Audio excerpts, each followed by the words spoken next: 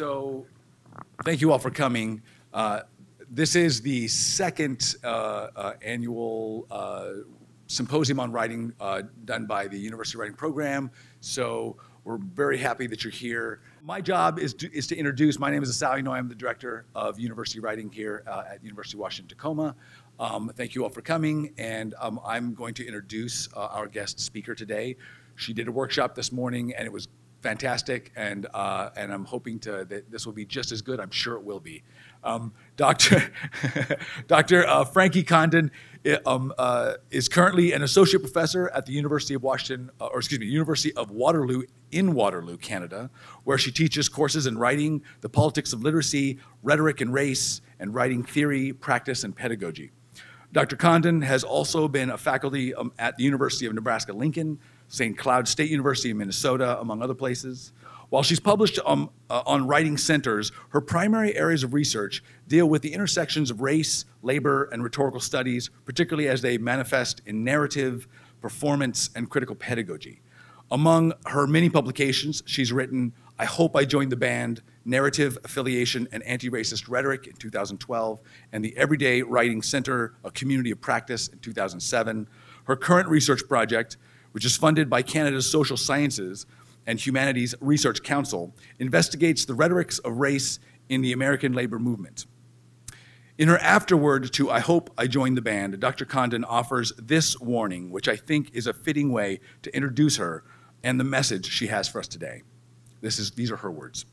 The greatest risk of anti-racist work, so far as I can tell, is the risk of never beginning, of not doing it all. And that's a danger that emanates not from some imaginary villain over there in the administration building, or upstairs in the office of the chair, or across the hall in the faculty lounge, or in the big white halls of power in Washington, D.C., or down the streets of our neighborhoods, nor even from the white sheeted figure haunting our memory or our imagination. The danger, the risk of never beginning, is programmed into us as the idea that there is nothing to be gained that might outweigh the risks, that our own skins are most valuable than anybody else's, and that we ought to save our skins no matter what the cost.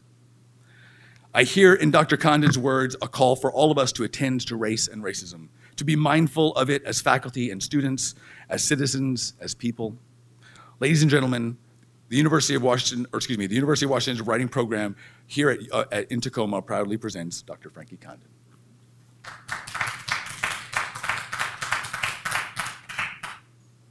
Thank you.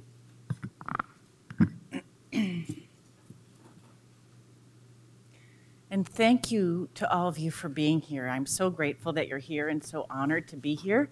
I want to thank some people who have, I think, done a lot of work to make my travel here possible and enjoyable and easy, and who've already displayed a lot of hospitality in their greeting of me. So Assoc's assistant, Heather Porter, who made all of my travel arrangements and communicated all of those to me so that I wasn't worried about what was going to happen or how it was going to happen and when. Noreen in the Chancellor's office, who's helped me all day today get things done and things printed and find my way. And I want especially to thank Assoc for inviting me here today. Assoc is a scholar whose work shapes the field of composition and rhetoric in increasingly significant ways. His work is widely read, and his work is foundational for scholars and teachers of writing and writing pedagogy, seeking to understand and practice ethical assessment. So for me, a fan, to have been invited to speak with you by Assoc, wow. It's, in all seriousness, I'm just tremendously honored. And I want to say this. To speak about race and racism and white supremacy is hard work. And I don't mean to suggest that there's never joy in this work or satisfaction, but I do want to say it is hard. To participate in productive dialogue about these matters is even harder work. It takes courage and it takes commitment to walk into a room such as this one for such a conversation, particularly when so many of us have tried this before and have been profoundly disappointed. So I want to thank you for your courage and for your commitment. I want to thank you for walking in the room. One of the problems we face in talking well about race, the problems we face in talking well and productively about race and racism and about white supremacy in the US are significant. The problem is not that we don't talk about race. I think many of us talk about race and racism a great deal. In one way or another, social media, the news, and our everyday conversations are saturated with discussions of race matters, as well as with discussions of racism. The problem, the national problem, though, I want to say, is that we don't have very much of an idea about how to talk about race well. We fail in our conversations about race, and that's because I think we are, as Miles Horton might have said, making the road by walking. In the best of circumstances, we are learning by doing, learning through experimentation, because we do not know, because our conversations about race matters are always conditioned by experimentation. We are all likely to make mistakes, to fail even.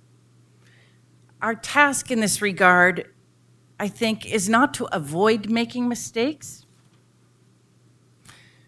To do this would require that we avoid the conversation altogether.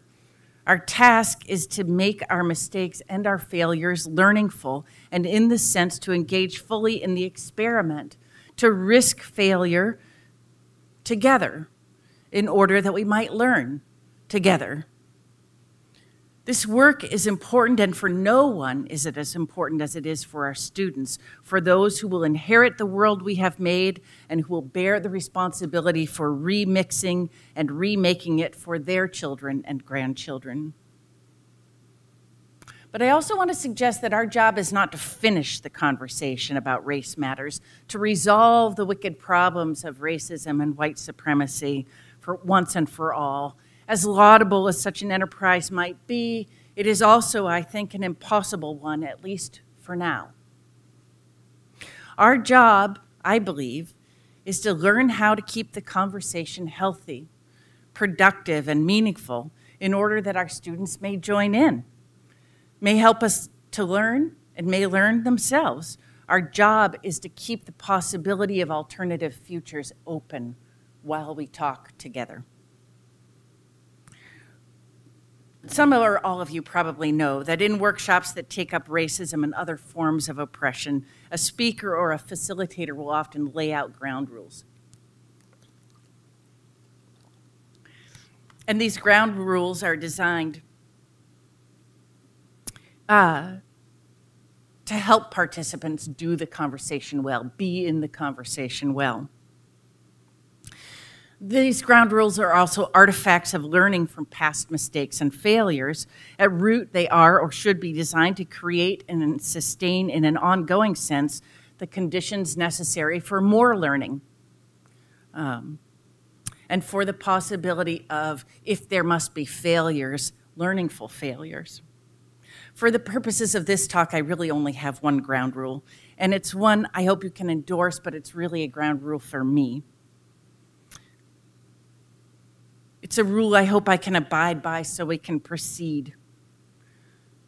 And the rule is this: I will stay with you, individually and collectively, for the time we are together, to the best of my ability. I will affirm your humanity and your integrity, your intelligence, and your commitment as we walk together for this time. Now, to be fair, I should add that this doesn't mean that I won't annoy you. I probably will. I annoy almost everyone I know. It doesn't mean that I won't challenge beliefs, understandings, convictions, or assumptions. I may well do that too, but I will try to the best of my ability to acknowledge that my certainties may not be your certainties, to condition the articulation of my certainties with openness to inquiry and to challenge, to learn from and with you. I hope this is the spirit in which you come to this conversation, to all conversations about race matters as well. because I think some common ground is necessary if we are to do this work together well.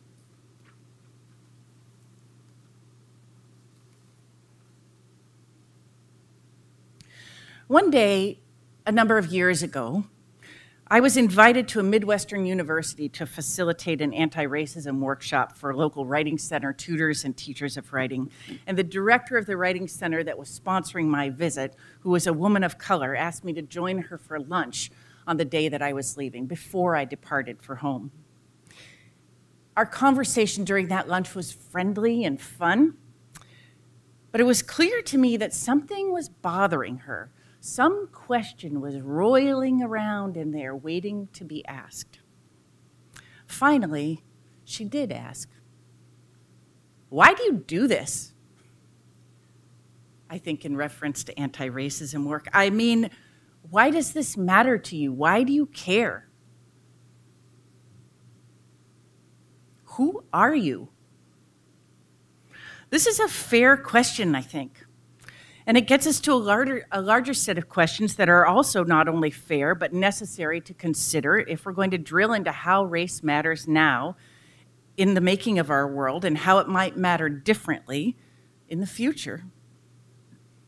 Some of you know, I'm sure, the history of residential schools in the US. You may know already that for a period of nearly 100 years, as a matter of state and federal policy, American Indian children were taken from their birth families and home communities and relocated to boarding schools where, in theory, they were taught to succeed through forced assimilation into Euro-American culture. Their clothes were taken from them, their hair cut, they were given new Euro-American names, they were forbidden from speaking their mother tongues. Children in the residential school system were given an education designed to prepare them for working class vocations, to be maids, to be carpenters, to be mechanics, for example. In many cases, children in the residential school system were also and severely physically and sexually abused by their teachers and by school administrators. Now, as these abuses came to light for white Americans, because American Indians were already quite clear about what was happening in those boarding schools, and also quite clear about the foundational abuse involved in severing relationships between children and their people, the foundational abuse involved in forced assimilation. When these abuses came to light for white people, the residential school system came under attack from them, and slowly it was dismantled, though the policy of forced assimilation was not, in fact, abandoned. In the stead of residential schools, a new practice emerged, the Indian Adoption Project, also known in Canada, which shares this particular history with the US, as the 60s Scoop. Now, American Indian children were taken from their birth families and home communities and placed for adoption with white families. By the way, a variation on this practice continues today in the form of foster care, where American Indian children here and in Canada are disproportionately represented in foster care systems across states and provinces. In any case, the Indian Adoption Project is the means by which my brother came to be my brother. This is how my family was made. My parents adopted my brother when he was 3 years old. Like other American Indian children, he had been removed from his birth family and placed in foster care until a white adoptive family could be found. I was born a year after his adoption, and an accident, my mother assures me, was a happy one, into a multiracial family. So if you ask me who I am to do this work, or if you ask me why I do this work, I might say that I am one for whom the bonds of family matter deeply. I have loved my brother wildly, have been raised up by him and have raised him up. We have teased and fought, we have laughed and cajoled, we have supported and undermined, broken and healed one another for as long as I can remember. I have witnessed his struggles and his successes, and I have witnessed the racism he bears, the racism he labors under for all of my memory. But another answer I might give, and this answer would also be true, is that I come from a family whose very existence was predicated on white supremacy, on the notion that American Indian languages, cultures, social, political, and economic organization are primitive and deficient. I was made of and born into love and care and filial relations conditioned by these qualities, and simultaneously I was born into and made of conditions produced by white supremacy in action, or white supremacy in use. But here's the thing, here's what I think. All of us are made of this contradiction.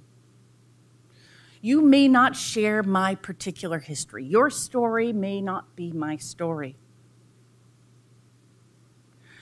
But we are all of us, people of color and whites, born into and imprinted by a history of white supremacy, even as our everyday lives, our familial affiliations, friendships, loves are conditioned by care. Contradictory claims can be simultaneously true. I think that the material burden of this historical legacy is unequally distributed along racial lines. That is to say, the suffering this legacy imposes in the present is borne most significantly by people of color in the US and in Canada and in the UK and in Germany, indeed around the world, for white supremacy is a global phenomenon. The question for all of us, people of color and whites, is what we do with this legacy. How might we remix and remake the world into which we have been born and out of which we have been made in service of imagining the unimaginable, a world without racism?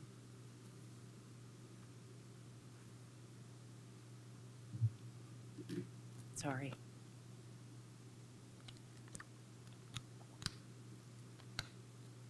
The removal of American Indian children from their birth families and home communities for relocation, disaffiliation, and re-education was predicated on a slew of misconceptions. I say misconceptions, but let's admit that if these ideas were mere misunderstandings, these were misunderstandings that possessed a very particular political and social valence, one that has systematically advantaged whites over and against people of color. When people of color, historically, have had something that white people wanted, white people have taken it and then made up a story about why that's okay. And this has been going on for a very, very long time. In his second treatise of government, John Locke wrote, quote, "God has given the earth to mankind in common."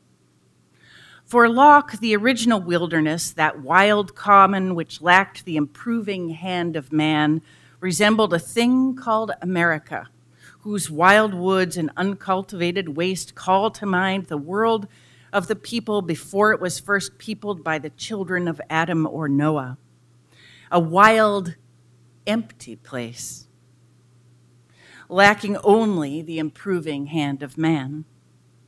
Like others of his time, when Locke turned his attention westward to the great geographical expanse from New France, Quebec, to New Spain, Mexico, he saw these lands as empty and available for the exercise of an improving hand. That those who peopled these lands were seen through the imperial lens as less than human, thus unqualified to claim and incapable of acting upon rights of use to the land, is now a nearly mundane claim. We know this to be true, but beneath the common acceptance of this truth lies another truth, that the reduction of peoples to the status of savages requires particular forms of intellectual labor as well as political action.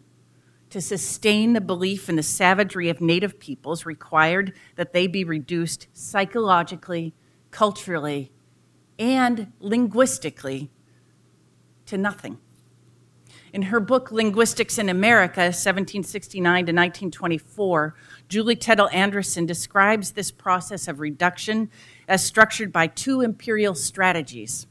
the dismissal of language as inferior, and the association of language with rights to national identity. Enlightenment thinkers attacked native languages predicated in the first instance on the privileging of written discourse and the association of writing with cultural evolution. The site of knowledge production, according to this view, was the written text. Without written language, it followed that nothing could be known. I just have to say that again. It followed that nothing could be known. Anderson notes, for example, that in Lambert and Diderot's encyclopedia, the language of the Huron, the only native language referenced in the work, receives a single sentence. Quote, "The language of these savages is guttural and very impoverished because they have knowledge of only a very few things." If the languages of native peoples were defined by absence or lack, in this case of the written word, those languages were also criticized and dismissed for their abundance, in a kind of astonishing double bind. Of the Huron language, Herder writes, "The Hurons have a double verb for inanimate and animate objects, so that to see, as in to see a stone, and to see a man has two different expressions. What richness!" Anderson notes, however, that ultimately Herder dismisses this abundance as wasteful, as evidence of the absence of discipline, of the lack of social organization, social unity, of a social state. Language and nation here are inextricably intertwined. A people must have a language, an evolved language, in order to claim nation status. People without language, who are therefore not a people, may not legitimately claim rights of access and use to lands that might be claimed for nation building. Historically, the calculus of Euro-American civilization with regard to conceptions of race, processes of racialization, and the role of white supremacy and in establishing and maintaining a particular racial order has been very simple. Whether we are talking about that civilization's relationship to American Indians or to Africans stolen from their birth families, home communities, and lands, you have something we want. We are better than you. Therefore, we shall have what we want. But so often, as to have become nearly inevitable, this simple calculation is dressed up in fancy clothes. Constantly evolving racial ideologies that justify and legitimate what has been and continues to be done. The idea that we are better than you lies close to the heart of such justifications. And we are better than you morphs over time from we are better than you to here, let us tell you what's wrong with you, to we shall help you fix what's wrong with you, to when you have fixed what's wrong with you, we shall no longer have to be quite so unkind to you.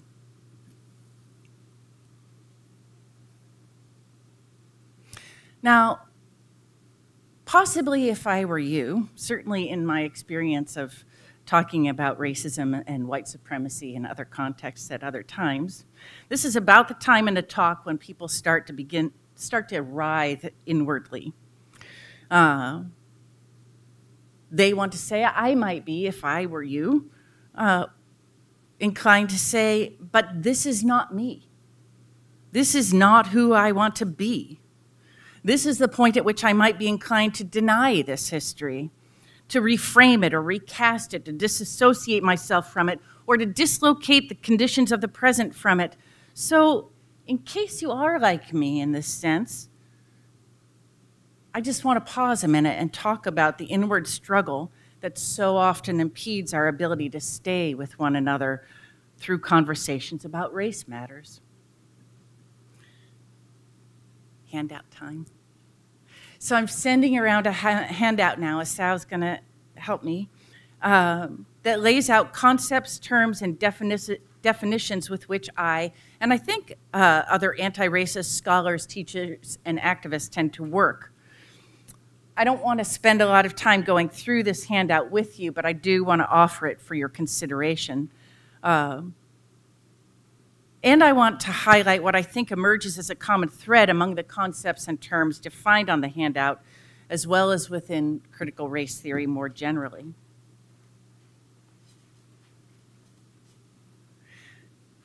The notion that race is a social construct has become a commonplace, not only in critical race studies, but also in public discourse about race. But what this commonplace means, its significance in the lived sense, is incredibly difficult to understand and to articulate. We know that race is imaginary, that the idea of race has no basis in the empirical sense. But this idea does have historical weight and material consequence in the present. Race is an idea that informs educational access, economic opportunity, and political empowerment. It is also an idea that informs who each of us is perceived as being, called to be, and supported or opposed in being. Race is not who we are in any biological sense, but the world in and through which we make ourselves and our relations is imprinted with the logics of race. We are inserted into the hegemony of racialization at the moment of our birth, before even we are born, and contend in one way or another with this hegemony throughout our lives. In her book, Visible Identities, Linda Alcoff describes subjectivity as a kind of double process. She says we are identified and we identify. That is, we are told who we are and who we ought to be, implicitly and explicitly, and we are told how to perform that particular identity. But at the same time, she says, we also feel ourselves to be. We experience ourselves as being. And very often, she says, maybe always, there is some disconnect, some rub, some conflict between who we are called to be and who we experience ourselves as being, who perhaps we know ourselves to be.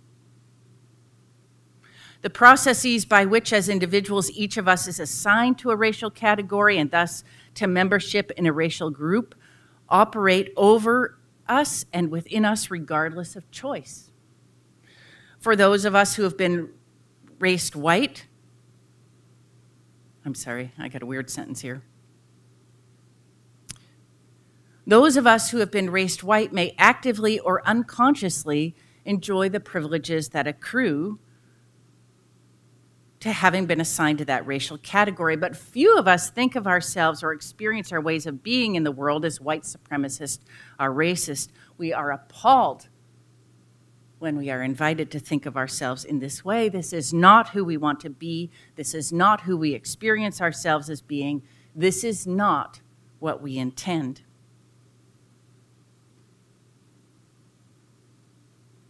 In one way, the anti-racist educators, activists, critical race scholars have responded to this disconnection for race white peoples in particular between the social construction of whiteness and who we feel ourselves to be is to make a distinction between who we are and what we do, right? So for the purposes of anti-racist education, the concern is not who raced people are or feel ourselves to be, not what we intend, but what we do consciously or disconsciously that reproduces white supremacy, that is informed by the logics of white supremacy, or that has racist impact on the lives of people of color. We are, we say, not concerned with intentions, but with impacts.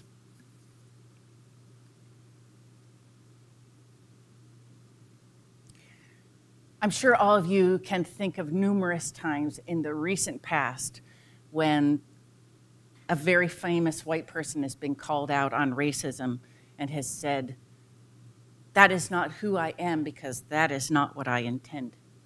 That is not who I intend to be, therefore that is not who I am. As a raced white person, to be accused of being a racist, to be accused of taking actions that have resulted in racist impacts, to be accused of being a white supremacist or acting like a white supremacist is a terrible experience. But to be honest, those of us who are raised white tend to have that experience regardless of whether or not we have in fact been accused of anything. Some of us have this experience at the mere mention of racism or white supremacy in our presence. We feel implicated, therefore we must have been implicated. We feel implicated by virtue of our racial identification as raced white people alone. Very often this feeling or sense is narrated as having been blamed, even when we haven't actually been accused of anything. Also, frequently this feeling or sense is narrated as an experience of shame. And with some regularity, narratives of this feeling or sense are attended by denials of guilt, if not assertions of innocence. This is understandable. It is also, in my experience, one of the greatest obstacles to doing effective anti-racism work that I have ever encountered. So I am inclined to shift the terms of our focus. For like many anti-racist educators, activists, and critical race scholars, I am not concerned with the assignation of blame. I am concerned with creating the conditions of possibility for change. I agree with Hannah Arendt when she argues in her book, Eichmann in Jerusalem, that, quote, there is no such thing as collective guilt or, for that matter, collective innocence, and that if there were, no one person could ever be guilty or innocent. In the general sense, when we operate within a moral framework with regard to racial justice, the assignment of blame as well as the claim of innocence displace dialogue about what is to be done, how, and to what effect. Displace dialogue about the cost, the consequences, the impacts, unequally distributed along racial lines under which people of color labor. Individually and collectively, we have a past, we have histories. The notion that we are or can be responsible for what happened before our birth is absurd on its face.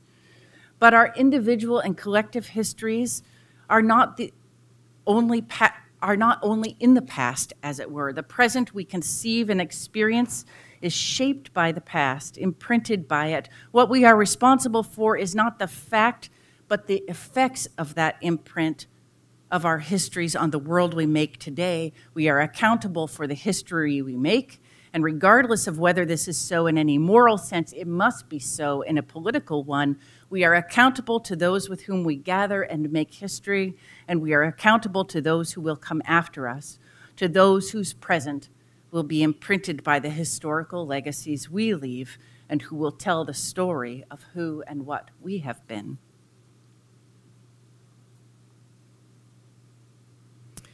There has never been a time, I think, when the practice of education has not been a political practice. As educators, whether we want to be or not, we are actively engaged in the politics of education all the time. As we participate in the design of curriculum, conceive of and design courses, write syllabi, formulate assignments, establish criteria for the grading of those assignments, and make determinations about which of our students have met those criteria and which have not. Absent intentionality, by which in this case I mean absent individual consciousness, deliberation, and purposefulness, education in theory and in practice is a critical means by which our lives and those of our students are organized and regulated within an existing racial order. At the same time, and with intentionality, we educators have conceived of our work as scholars and teachers as something more, something better, richer, and deeper than this.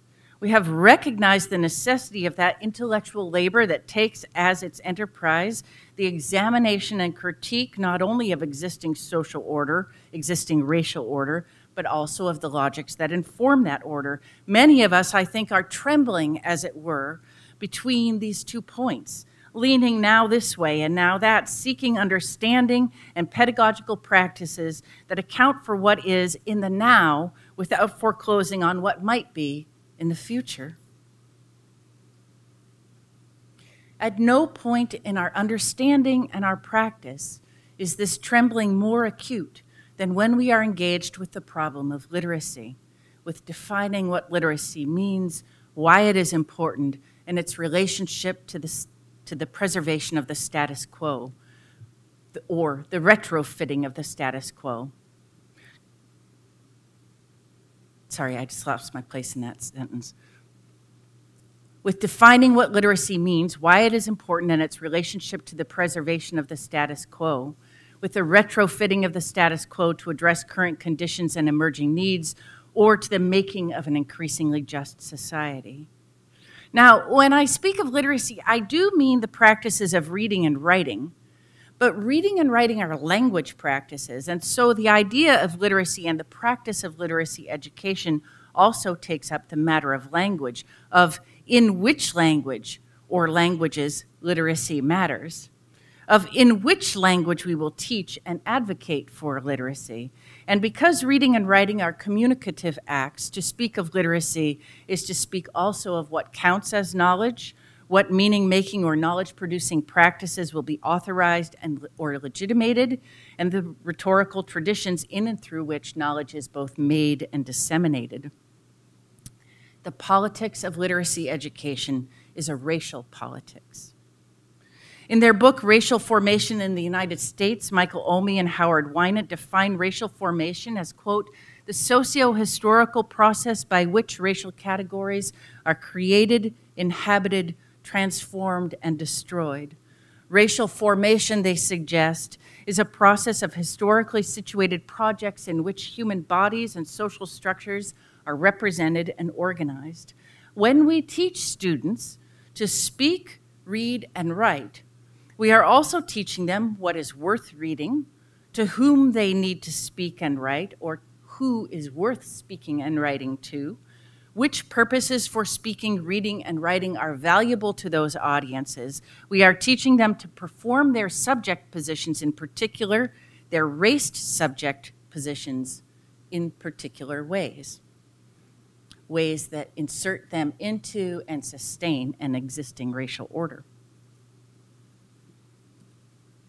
For Olmi and Wynant, the racial projects that compose the racial formation process may be aimed at the preservation of an existing racial order or at destabilizing and ultimately undoing that order.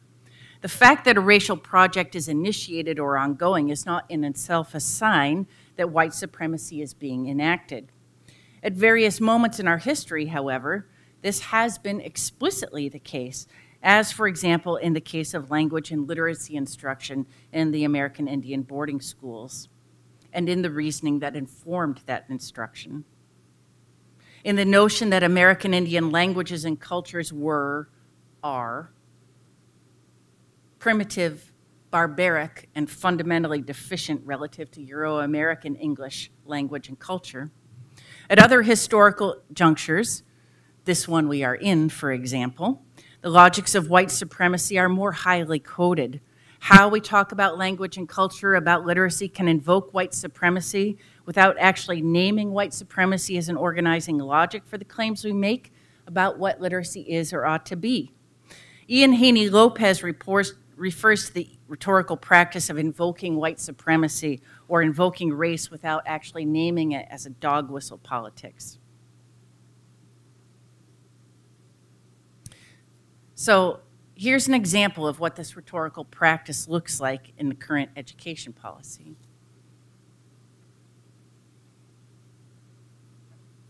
In 2006, Margaret Spellings, the Secretary of Education, released what is now known as the Spellings Commission Report, which reports on the status of post-secondary education in the United States, or purports to report on the status of post-secondary education in the United States. Here are some excerpts from the Spellings Commission report. Among high school graduates, a troubling number waste time and taxpayer dollars mastering English skills that they should have learned in high school. And some never complete their degrees at all, at least in part because most colleges and universities don't accept responsibility for making sure that those they admit actually succeed.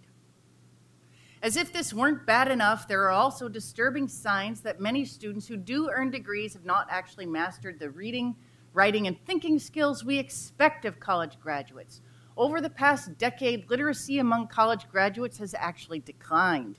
Unacceptable numbers of college graduates enter the workforce without the skills employers say they need in an economy where, as the truism holds correctly, knowledge matters more than ever. The consequences of these problems are most severe for students from low-income families and for racial and ethnic minorities. Now, we could spend a great deal of time on the Spellings Commission report as a whole. We could spend a great deal of time on this excerpted passage. But for the purposes of this talk, I want to focus on the twinned logics and representation or rhetorical moves by which that logic is communicated. First, we might notice that the rhetoric of crisis shapes this passage. These are troubled times.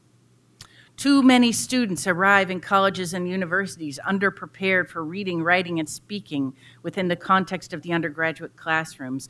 High schools, and one assumes high school teachers, are to blame. Now we're in the rhetoric of blame.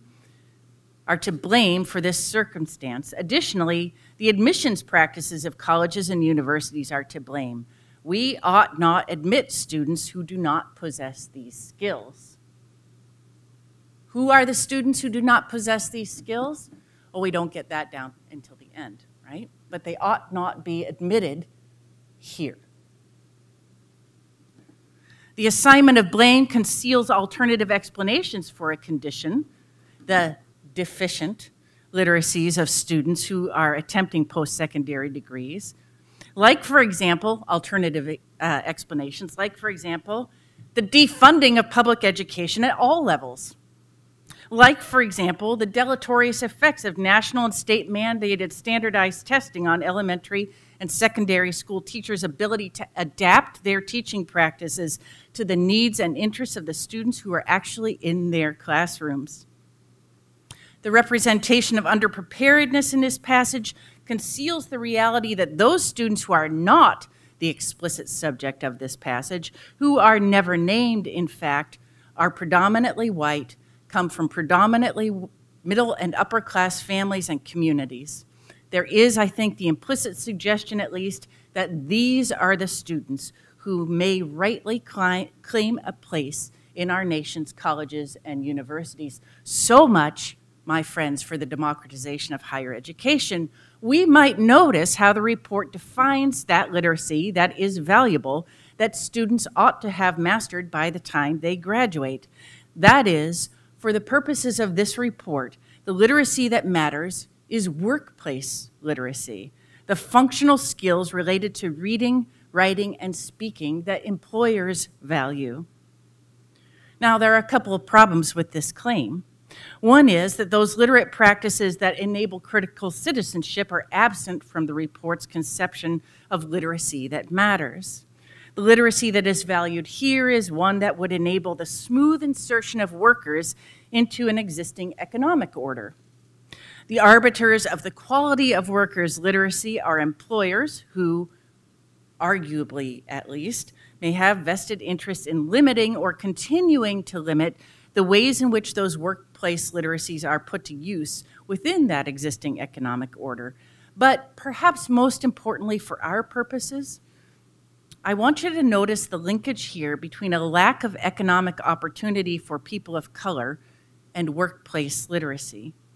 The implicit claim here is that racial and ethnic minorities are denied economic opportunity, or more properly, experience economic inequality because they lack workplace literacy.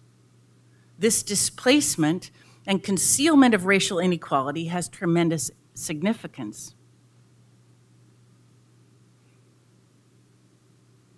Now, high school and university literacy educators bear responsibility for racial disparities in hiring and workplace advancement, according to the report. The suffering of workers of color is a result of our failures. Further, now we have an obligation, one might even say a moral imperative, to teach students of color and ethnic minority students workplace literacies in order to protect them from racism in the workplace. So this is a problem, if only because, as this reasoning goes, if only this reasoning goes, if people of color would speak and write right, we white folks could stop discriminating against them.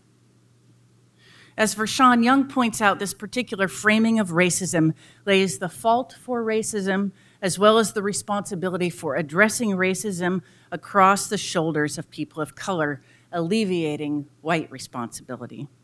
As Young further notes, to take such a position as an educator and to act as if it is true is to focus on the consequences of the underlying racism in our society and its workplaces, including language prejudice and discrimination, rather than addressing the fact of racism.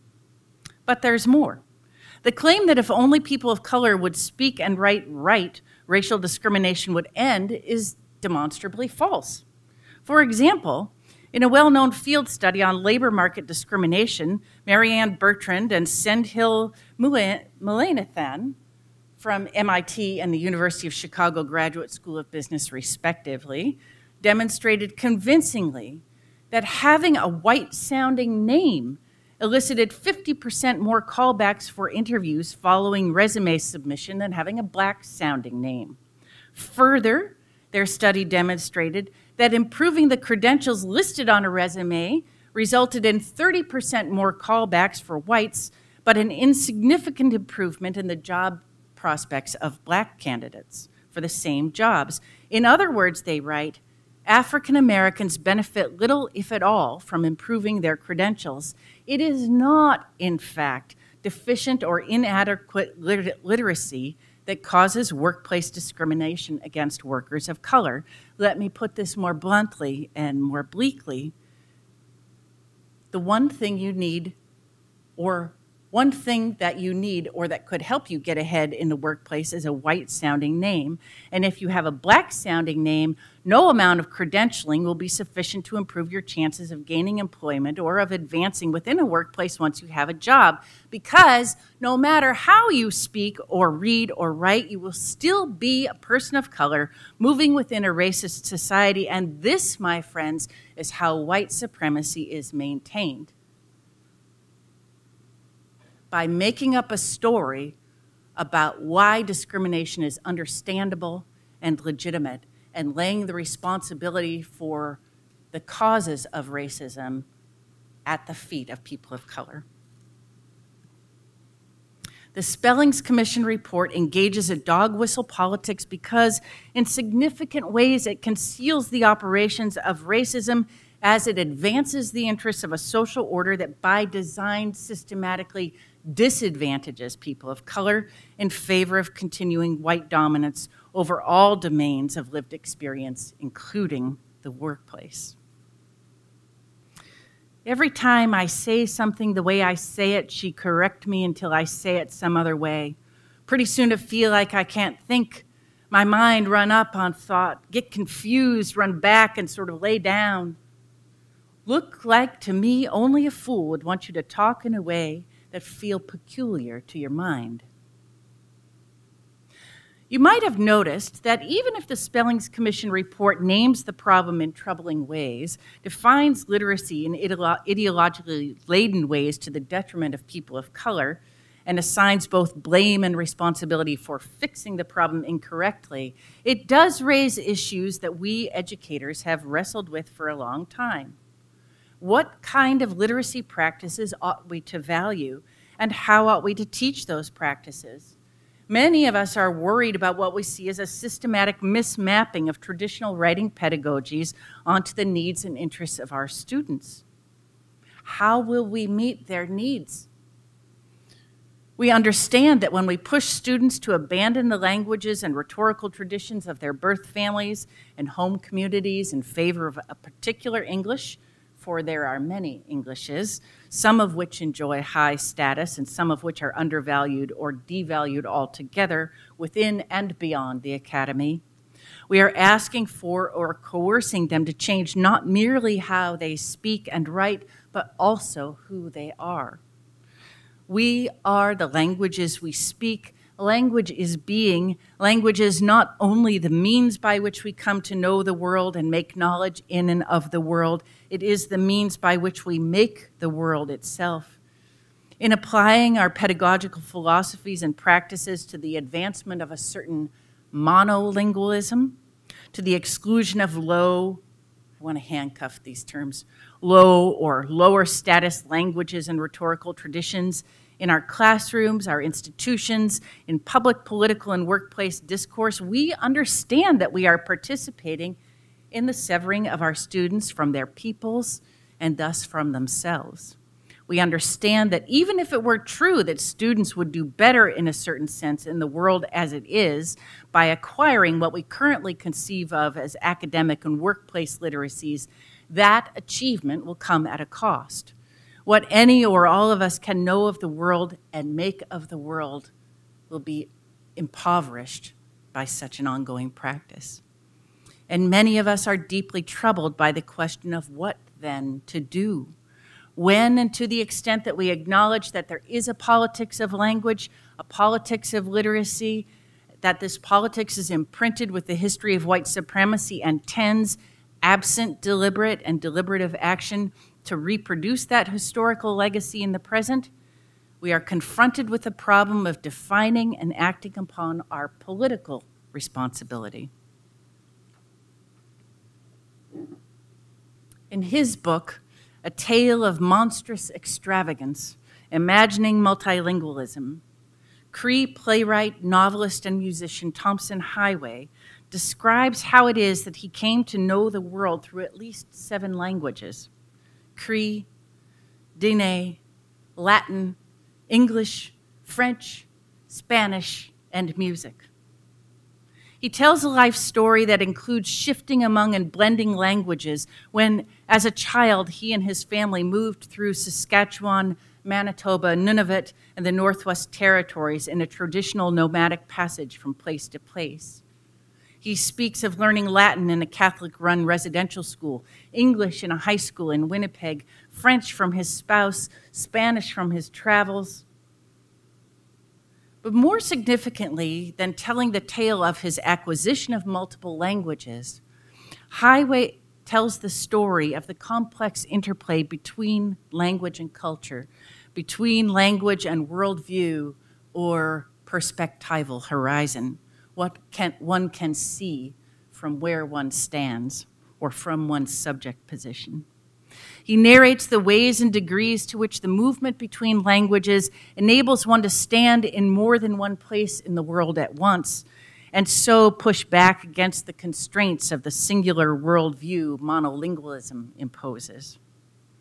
Thompson doesn't narrate a story of loss, but of abundance, or in rhetorical terms, copia.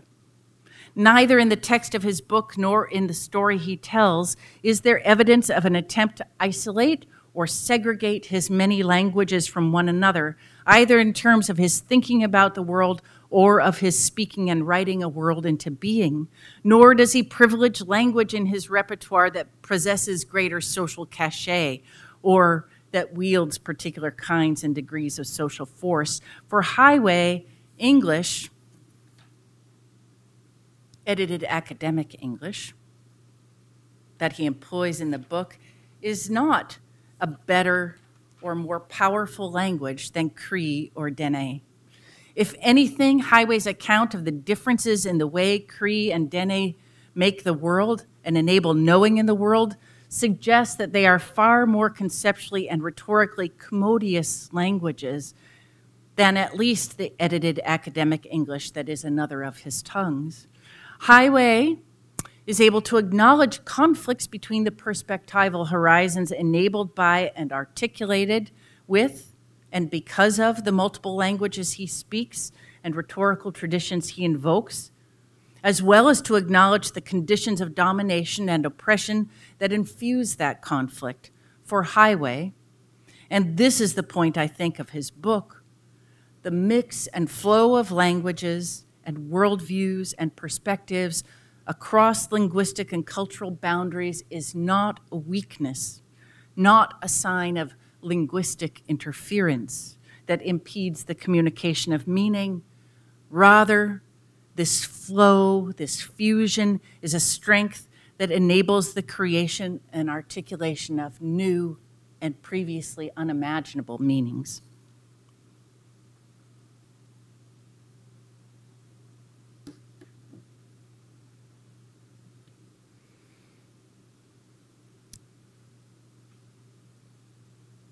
When most of us think about language acquisition or about learning a second or a third or a fourth language, we tend to think about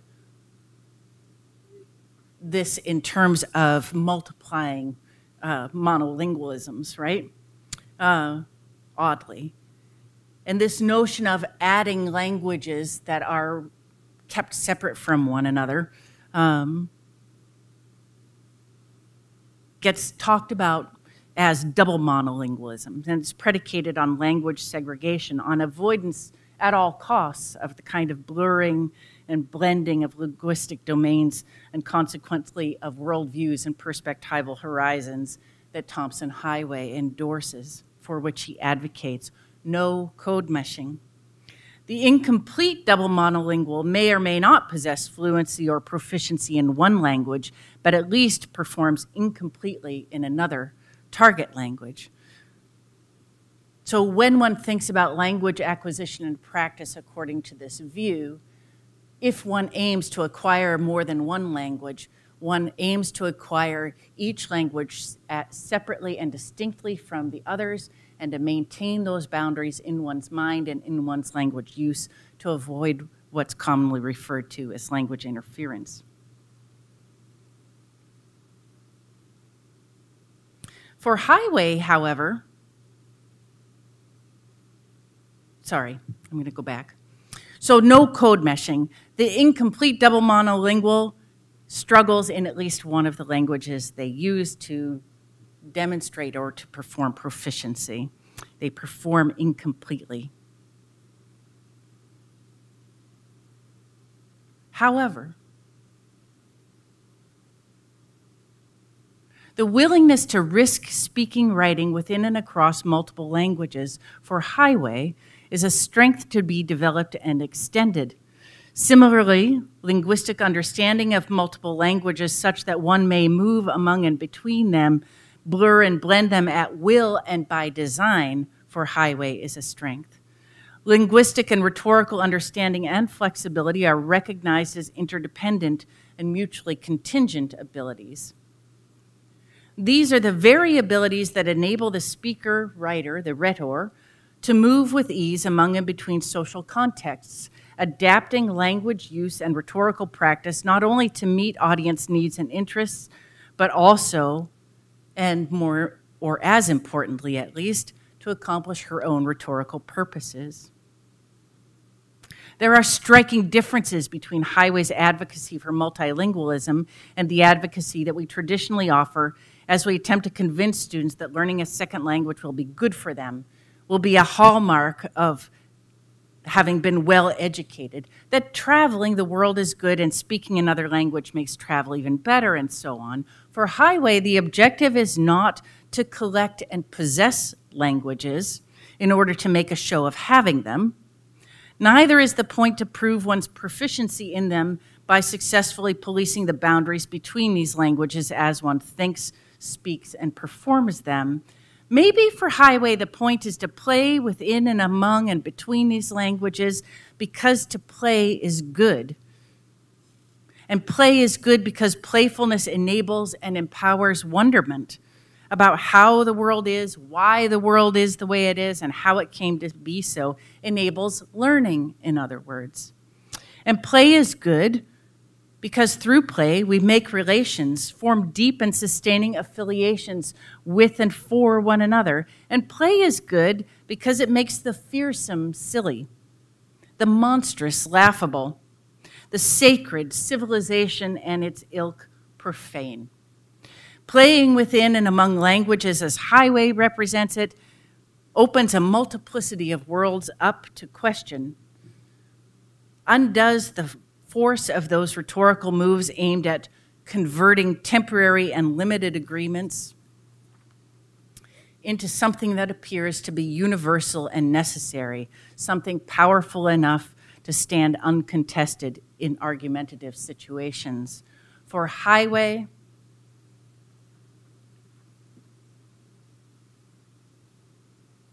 playing within and among languages enables the calling into question of the apparently universal. that is in fact infused with the logics of domination.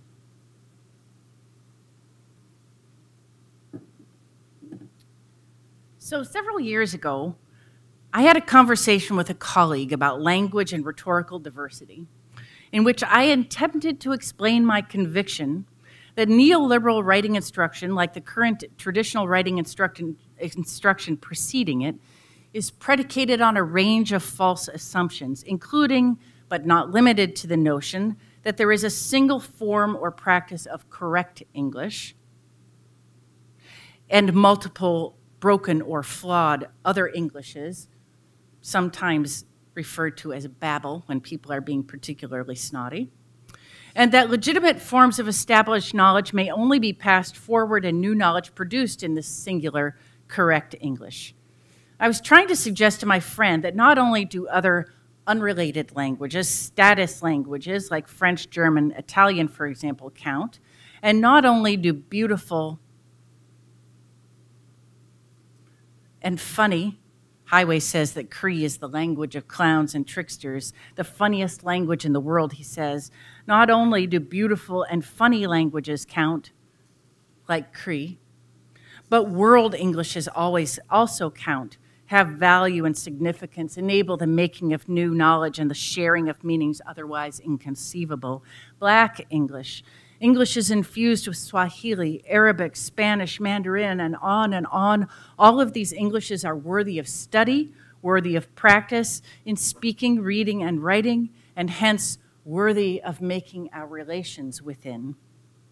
My colleague, good-naturedly enough, argued against my position, asserting, as you do, that even if those assumptions are false, there is a language of power, of cultural capital that all students must learn if they are to succeed. But he also suggested the assumptions I listed are not really false. My position, he believed, was an effect of a kind of grand relativism, a refusal to acknowledge a factual and practical truth, that there are right ways and wrong ways to speak and write in English regardless of situation, audience, or exigence.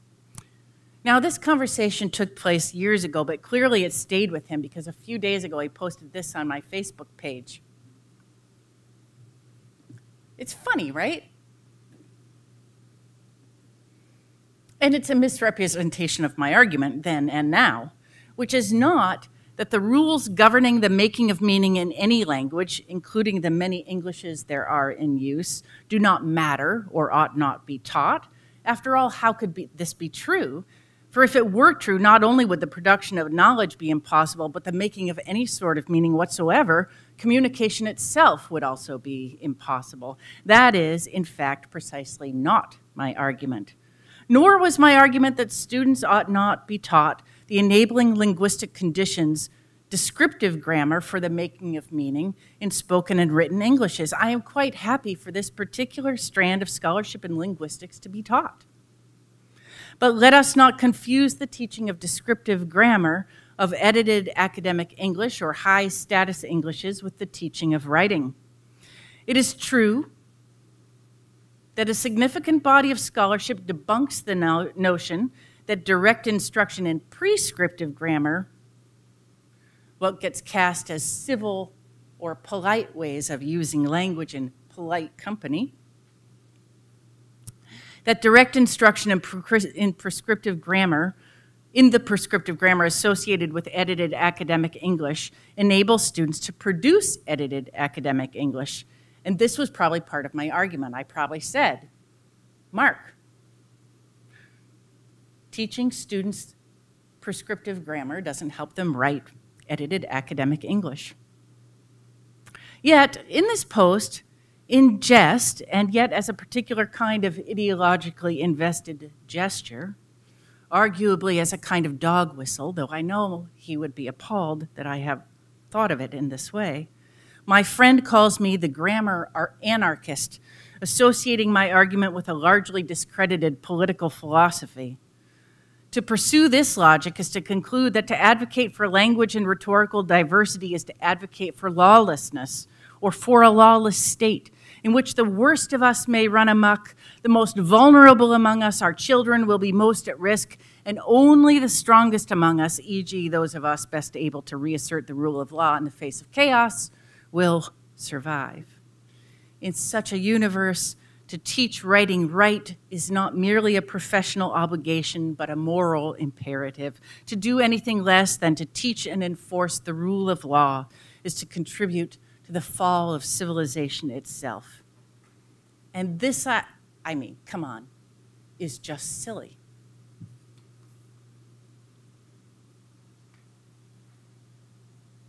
And not silly in Thompson Highway's playful sense. This is a picture of my dog. My daughter sent this picture to me via Snapchat a few days ago. It's here because I wanted to tell a story about a coyote, but I couldn't find a good picture of one that I liked, so Huck is standing in as the coyote. Plus, the sass is real for coyotes, those tricksters for whom every now and then the tables are turned and the joke is suddenly on them. And often when this happens, it's because old coyote overreaches. The universe has to slap him down, not because he tried too hard to see wildly, to know the world too abundantly, but because he tried to take knowing rather than trying to live and in living come to know. Rather than trying to live in the in-between relations of his own magic and that of others, at the joint or opening between worlds where the distance between self and other opens onto unknown and alternative futures. Here's the story about the coyote.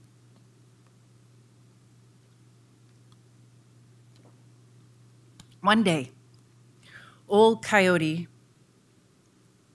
was walking along and he saw a bird, the most beautiful bird that he had ever seen before. And this very beautiful bird was doing the most extraordinary and monstrous thing. She was taking her eyes out of her head and casting them up into the sky. And up in the sky, her eyes would spin around and spin around and spin around, and she would laugh with delight at the world she could see from up there. And then her eyes would come zipping back into her head, and she would sing with delight. And the coyote thought, well, this is amazing. I want to be able to do that too. And he watched as the bird again took her eyes out of her head and threw them up in the air where they spun in the sunlight and glinted there. And she chortled and laughed and sang with delight at what she could see. And the coyote was so moved. He so wanted to see what she was seeing, to see as she saw. And one more time, she took her eyes out of her head, and she cast them up into the sky, and they came zipping back in her head again. And by this time, Coyote couldn't bear it anymore, and he said, please, teach me to do, I want to do that. Just tell me how to do that. I want to do what you're doing. I want to see what you see. And the bird said, well, I don't know. You really don't think that's a good idea? And the coyote said, please, I just want to see that way. And the bird said, okay, I'm going to tell you how to do this. And it's not hard, but here's the deal. Don't ever, ever do it more than 3 times. So the coyote says, okay, all right. So the bird flies on her way, and old coyote takes his eyes out of his head and sends them up into the sky where they spin around, glinting in the sunlight, and he can see a world he has never seen before. He can see beauty the way he has never seen it before. It's incredible. And then his eyes come zipping back in his head and immediately takes them back out because he wants to do that again and sends them back up in the air where they spin around again, and it's extraordinary. And it's amazing. And his eyes come zipping back in his head, and he takes them up and he does it again. He's just in love with seeing the world in this way. And his eyes are up there spinning around, and they come zipping back in his head, and without even thinking, he takes them out again and sends them up into the sky, and they spin around, and they're gone. And he is left with no eyes at all. Not surprisingly, he's distraught. And he is now also in the position of having to wander through the desert with no eyes. So he's wandering through the desert, and he's crying. He's broken. And a little mouse sees him. And the mouse says, "What's happened to you? What's wounded you?" And the coyote tells the story, confesses that he cast his own eyes away. And the mouse says, "Well, you know, I can't fix it. I can't make it go away, but I got an extra eye." So the mouse gives Coyote one of his mouse eyes, and the coyote puts it in and thanks him and stumbles on his way. Now he can see a little bit. He can see better than he could before.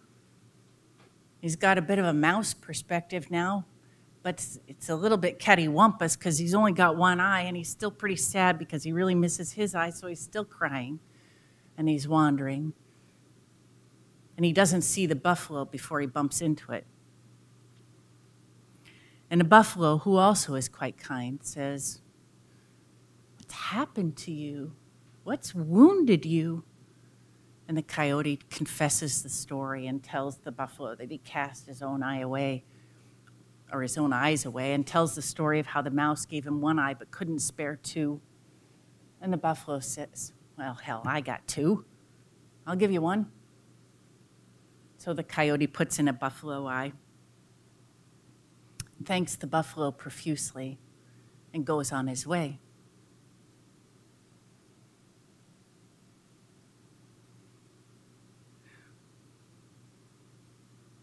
This is a Paiute story, although versions of it are told across multiple traditions. And in the Paiute rhetorical tradition, such stories are not offered with a lesson wrapped up and presented, right? The listener is given the opportunity, the freedom, the liberty to discern the lesson for themselves, to experience it, to sit with it, to stay with it. So I don't want to squish this story up in order to fit it in a box that I've been keeping in the closet for a rainy day. I don't want to wrap it up all neat and tidy so it can be put in a closet. So I'm just going to leave it, and then I'm going to say this. What if, instead of organizing what we teach and how we teach around preparing students to navigate the world as it is, because we can't eradicate from where we are right now their experience of systematic or structural inequality,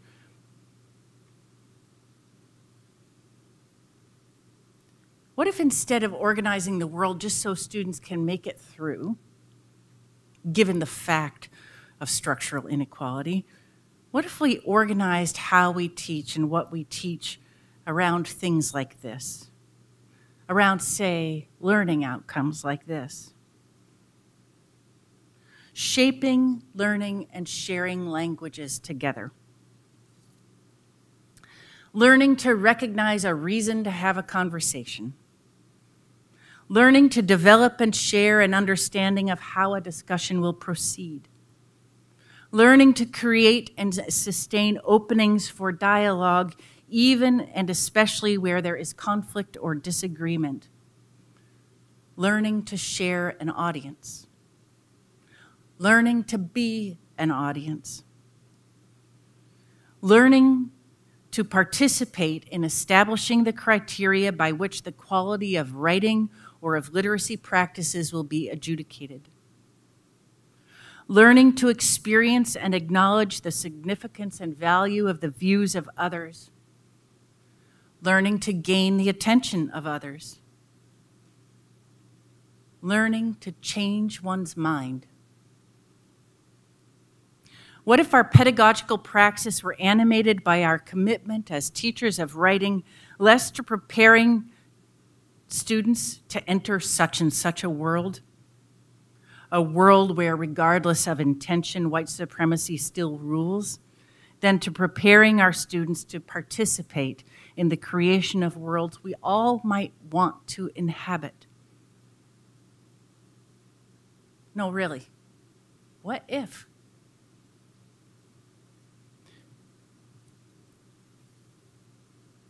Thank you all so much for staying and listening to all of that. And I am opening up, I hope, a conversation about what if. It's awful hot in here, isn't it? So this is the point for questions or that you have for our speaker, and you'll have to speak in this microphone because we're recording. So, well, I have one question. It has to do with those outcomes at the very end. Yeah. Since we're all so very concerned about outcomes, especially when it comes to assessment and program assessment, and of course, that's always on my mind. I'm curious. I really like your the articulations of those outcomes there, but I wonder about how in courses in which writing is not the primary, let's say W courses, writing in the major upper division courses, how might those, the writing-based outcomes of the course be re-articulated or rethought to do some of the things that you're talking about here? What I hear in yours is, and I'm going to use language from my class, is labor-based things. That it's the ways in which we go about practicing reading, writing, literacy, and those are not definable up front. They're only understandable after we're done with the class. So I wonder if you could talk about how you have thought about or tried to figure out how to do this in courses where they share other responsibilities with content and other majors. Yeah. Well, the first answer, of course, is I don't know yet. The second answer is what I am trying right now, sort of experimenting with right now, is this idea and a kind of an attending practice, right? And the idea is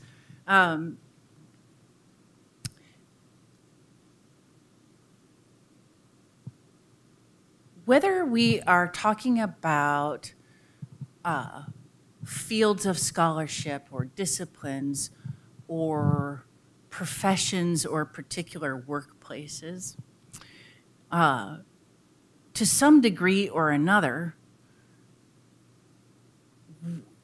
within those institutional spaces, say, the people who work in them, who live in them, as fully vested, authorized, legitimated members of that group, participate in adjudicating the quality of one another's work, right?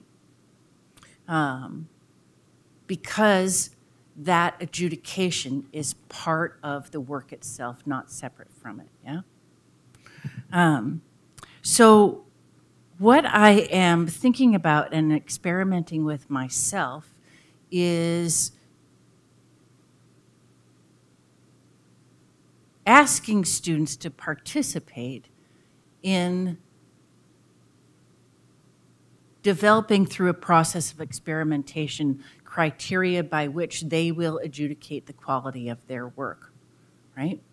And what that means, I think, is that content or disciplinary knowledge, say, in the case of a writing in the disciplines course, gets taught through that process, right? So, for example, for historians, what of particular historical moments, what has counted as knowledge, and what are the signs that they are encountering something that looks like knowledge, right? What are the rhetorical practices historians have used? What are the impacts or social effects of those practices? What histories do they foreclose the telling of, for example, right? So asking students to engage in content in that way, and to then engage also in the disciplinary practice of collectively determining what matters. So how that works exactly, how or to what extent that gets at some of the problems, I think, with monolingual logics or predispositions around the teaching of writing, or the conceptualization of what counts as literacy practice, I don't know yet. I think we're still figuring that out. This is one of those, I'm not sure this is actually a question. I've recently found myself teaching, I teach in the visual arts, studio art, and I also require writing.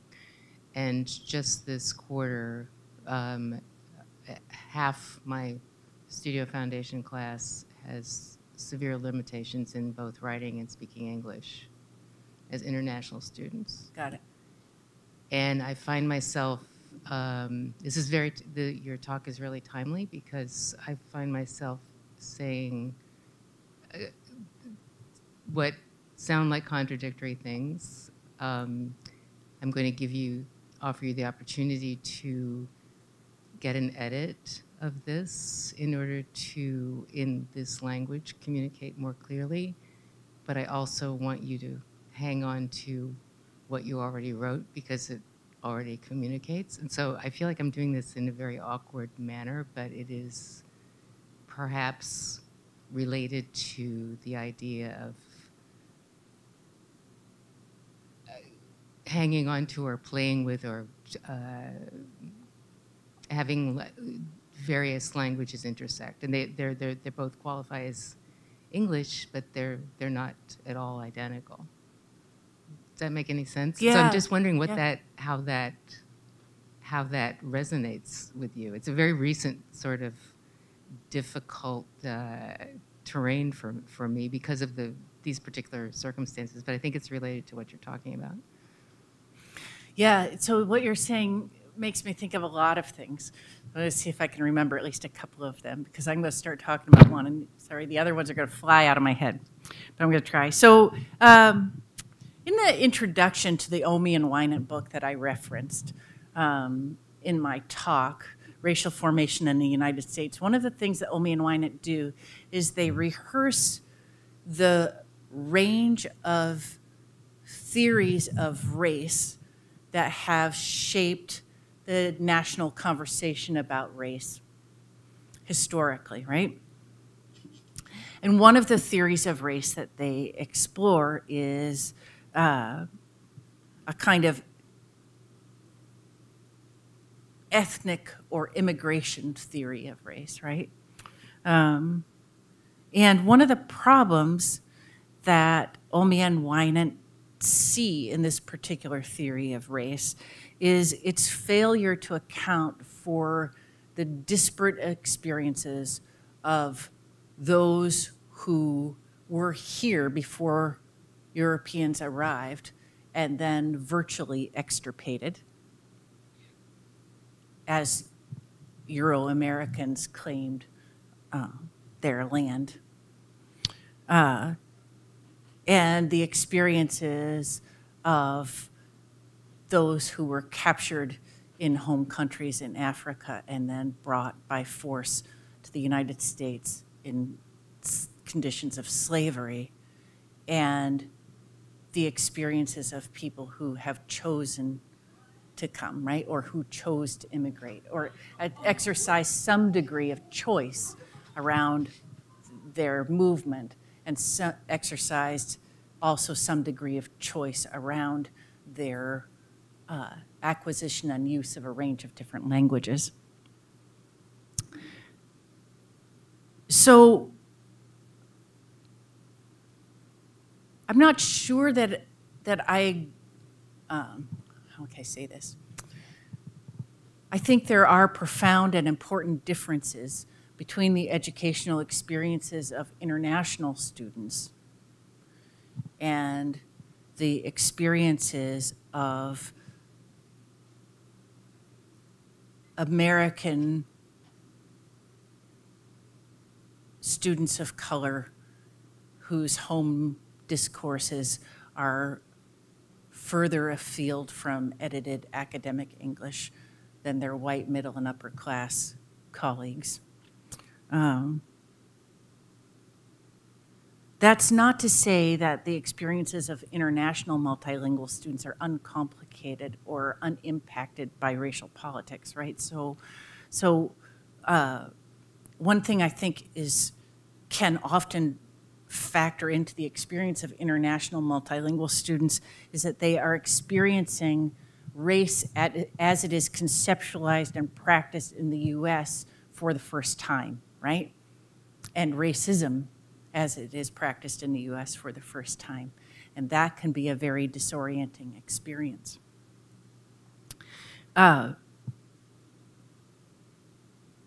Where all of this gets me to, I think, is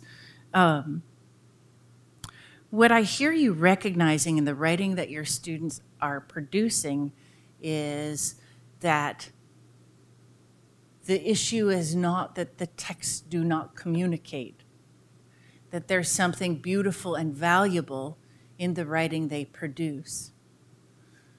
And you're concerned that the writing they're producing is so far distant from the kind of edited academic English you expect they will be required to produce in other courses. Am I close? Is this kind of what it is? Yeah. So in such a case, I want to ask students what kind of feedback they need and want, right? And give them some degree of choice.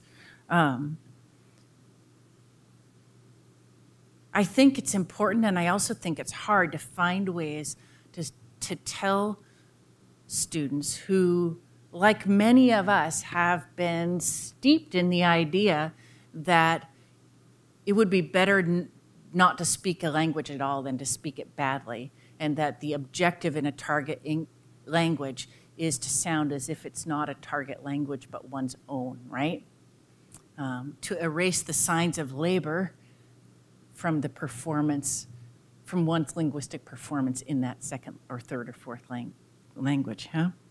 So it's hard for those students to believe that they've actually done something wonderful and beautiful when they've done something they know is different than the kinds of metaphors or analogies or practices of reasoning that a native speaker might have employed, yeah? So I guess I want to say I'm really glad that you see this in their writing, and I really want to encourage you to keep looking for ways to tell them what they have done that's wonderful, right? And to help them see that in their own writing. One of the things that strikes me about the kind of writing you describe is not only that beautiful images, say, are invoked, but also that in this mix and blur and mess of language all playing together in on the same page, ideas emerge that would not be possible, that edited academic English precludes from invention even, right? I imagine that particularly for artists, these moments are valuable, yeah? Right. So it does, I guess I'll end this up by saying I don't hear you saying anything that makes me think, oh my God, don't do that, right? What I hear is you making attempts or experimenting with practices of responding to student writing without a certainty or with a recognition of the ambiguity of the value of that feedback, right? And that's what all of us are doing, right? It's just that some people are pretending like they know for sure their feedback is good, but they don't really.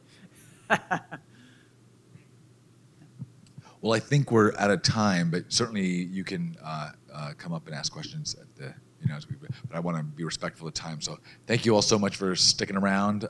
And this will be, we recorded it, so next week I'll send out a message that you or your colleagues who weren't able to attend might be able to see it online. So thank you all for coming very much. Thank you.